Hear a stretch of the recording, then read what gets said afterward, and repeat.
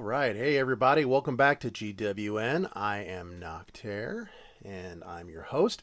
We're here today to talk a little bit more about Mitch. That is the Beta Minion Night Witch army composition. There's a number of ways you can run it. It can be run with one camp and three camps, 2 and 2, or 3 and 1. And I've seen it run all those ways. I usually run it with either one camp of Night Witches and 3 camps of Beta Minions, or 2 camps of each. Earlier today, I was doing some of my attacks, and somebody hit me with exactly the opposite. They had the 3 camps of Night Witches and 1 camp of Beta Minions. So, I mean, really, you can do it any way that works for you. The point is, you got to find the right kinds of bases with the right general design in order to make it work. Likewise, you have to have the right level of troops. I don't think I'd really try this with anything less than maybe level 10 on both Beta Minions and Night Witches. I tried it with level 8 Night Witches, and it was all right, but you just don't quite have the necessary gusto there to get through the attack with anything lower than level 10 Night Witches. And level 8 Beta Minions, although they're not bad as mass Beta Minions, you're kind of limited with what they can really do, even in a combo army, because they don't have the hit power to survive a lot of the defenses that we see at the higher builder hall levels. But today, got 3 examples for you. The first one is just a regular box base. It's interesting because it's got a lot of compartments in it, which you don't see a whole lot of at Builders Hall 6. And then the last 2 are a specific type of the bracket base. And we've got an attack of 2 and 2. And an attack of 3 and 1. 3 Beta Minions, 1 Night Witch. So let's go ahead and let's get into it. We'll start off with our first one. There we go. Now this is just straight up box base. It's got a lot of compartments in it, which, like I said, is unique at Builders Hall 6. You don't typically see this kind of base design. Most of the bases tend to be more open. You see a lot of the lithium base where it's a box around everything and then just a couple of walls in the middle directing traffic, if you will. A lot of the bases we see are more of the diamond style bases, which again are open. The walls are more used for directing traffic. Even the bracket base is an open base design. There's no fully enclosed area in the bracket base at all. So this is an interesting base to see. And what's particularly nice about this base from a Mitch perspective is that it's so far up in the game grid that we got tons and tons and tons and tons of room for our beta or our witches to toss out bats at this base and clear some stuff. It also keeps them out of harm's way, which means they're going to last a little bit longer. You might think about going after this base with ground troops, and I can see why. A lot of people like to do ground troops against bases like this. But the problem you run into is you'll have to use bombers to get through the walls.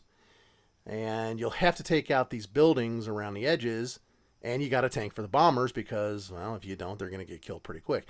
So, ground troops, I mean, you could do it, but it's not really, I think, the best attack vector or strategy for this particular base. Now, you might think, okay, well, what about just air troops? You know, and that would be fine, except for the fact that you can't come in from the northern half of the base at all, because it's protected by air bombs and archer towers and firecrackers and the roaster. So an air attack will have to come from the bottom of the base. And if you come in from the bottom of the base, you're running into a couple of high hit point buildings, medium hit point buildings, and the storages. And once again, your troops are going to be exposed for an extended period of time. Those firecrackers do offer a little bit of protection down there, so that's going to be a problem. And then, of course, you've got an archer tower down there. It's just going to pick them off. So going with an air attack by itself, not necessarily the best. I think it's better than a stronger attack than a ground attack, but you're still going to suffer a little bit, and you might get the 2-star, but it might not be as good. This is where something like Mitch comes into play and is really nice, because Mitch offers you the best of both worlds. You've got Beta Minions in the air, you've got bats in the air, so it's a strong on the air attack, and then you've got witches, night witches, and your builder or battle machine coming in on the ground. So the way we tackle this one, we drop the night witches to the lower right there along the edge, let them go straight up at the base. They start off by sending in a volley of their bats, which will clear any mines that might be in the area that would take out our beta minions. And then we go ahead and spam the beta minions, get them down, and let them start to take out buildings while the bats continue to clear the way for them and distract those air defenses. Now, you'll see as soon as I start this up, I'm going with 2 camps of Night Witches. It was already preset for 1 camp, but it's going to go to 2 very quickly. There we go, already up to 2. I'm just kind of checking the base out here, and then I finally throw in after about 5 or 10 seconds. And go. All right. Night Witches send in the first volley of bats. They take out any air defenses right on the edge, which is great. We know we're clear to go, so we drop in the beta minions, and we drop in the battle machine. Battle machine will take a little bit of heat for the Night Witches, keeping them alive for a little while longer. But again, you see those bats. They just keep on going in, and they're drawing the fire of any of the air defenses. And they'll also pop any air mines set to air that they find along the way. They're actually key in taking out that multi-mortar there, which protects both the Night Witches and the battle machine. I mean, here we are, halfway through the attack, and my battle machine still has full health.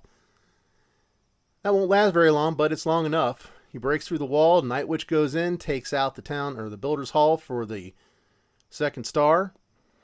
And now we're just kind of in cleanup. Anything we get from here is gravy. Usually if you can get around a 60% 2-star, you're in pretty good shape at Builder's Hall 6. I'd say it may be 3,500 trophies or above. Anything less than a 2-star, 60%, maybe, maybe not. At the really high levels of, like, say, 4,500, 5,000, and so forth, you're going to do a little bit better with even a 1-star win than you will with the lower levels. So Battle Machine's going to clean it up a little bit more, get us a couple more percentage points. Takes that out. Out goes the Roaster. And of course, the double cannon does its job and takes the Builder Machine out. Ends up being an 86% 2-star win. And this is, again, using just Mitch on a box-style base. Now, our next 2 are still boxes, but they're what's known as the bracket base. And I got to tell you, I hate the bracket base. I despise the bracket base. As many times as I've gone up against this thing, I tell you, it's just a royal pain to fight against. Circle gave us one of his examples. We're going to go ahead and run his replay first. Get this paused. There we go. Now, as you look at this base, the first thing you notice is that there are 2 points of ingress to the core. And that's going to have, top and bottom, it's going to have the crushers there to take care of any ground troops that come in. That's a problem for barbarians. It's a problem for the battle machine. Really, anything that you come at it from the ground, cannon carts, take your pick, you're going to run into the same problem where they're going to end up eventually having to go against those crushers. And the only way around that is to take a camp of bombers and break through the wall on the left or the right.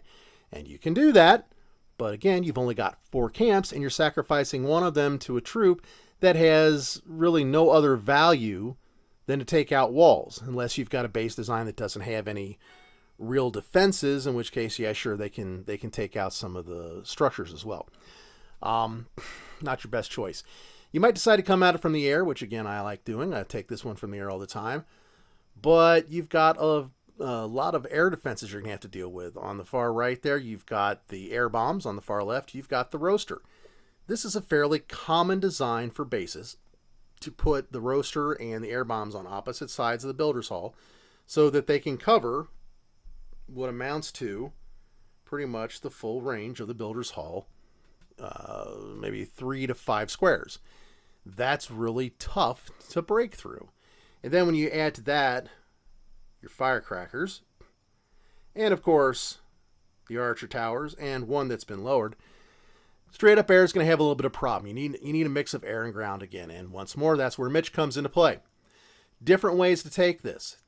Because the multi-mortar and the air bomber are so close to the edge, you want to go for that and take that out right away. And that's exactly what Circle does here. He uses the distance between the edge of the game grid and the base to send in bats to take things out, brings in the battle machine, who goes in and just starts to clear out the top and works his way around. And then, of course, the beta minions at the, we'll call it kind of the top right there, that will sweep down through.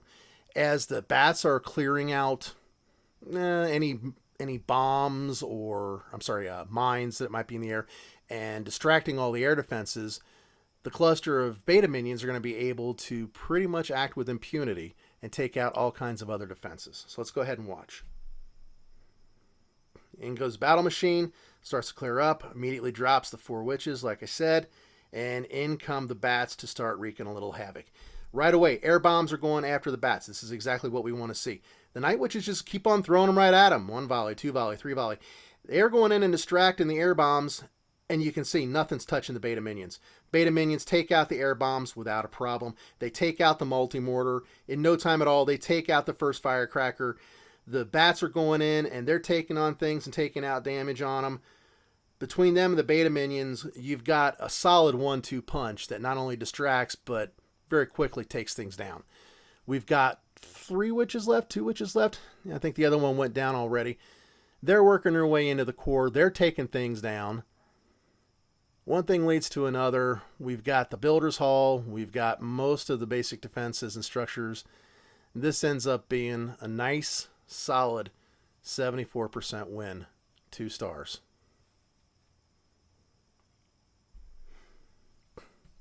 Now, that back bracket base had everything off to the right-hand side. The next one that I have to show you, give me just a minute to scroll up. This one is almost a 180 degree flip of the core.